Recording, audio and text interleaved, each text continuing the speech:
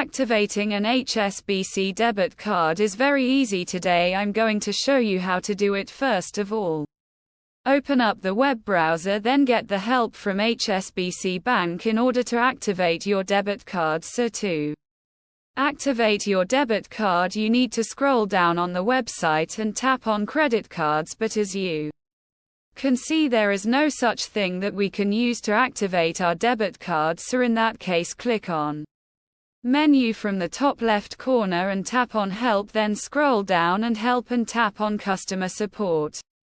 Now you can search for activate my card, then scroll down and get into card support. From here you can find out the option to activate your card by tapping on it, and yes, here we are. So the thing you need to do is log on to online banking using your secure key, then go to manage and select the activate card option. From here, now choose the card you need to activate, then review the information displayed and select confirm. Your card is now activated. Also, you can find out your credit or debit card number from here.